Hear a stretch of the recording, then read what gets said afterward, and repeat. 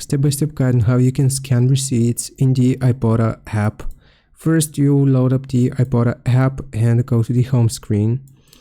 Next, you will need to tap on Redeem. Look for the Redeem button and tap it. Next, you will have to choose your store, pick the store where you shopped, and you will click on Upload Receipt.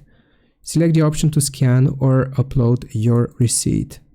You will need to take a clear photo, make sure you lay your receipt flat, make sure the whole receipt fits inside the frame, and tap the camera button.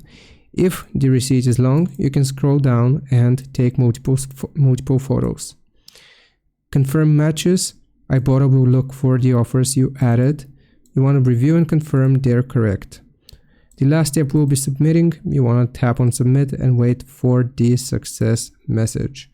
And that is how you upload receipts to Ibotta. I hope this helps. Leave a like and sub. I'll see you next time.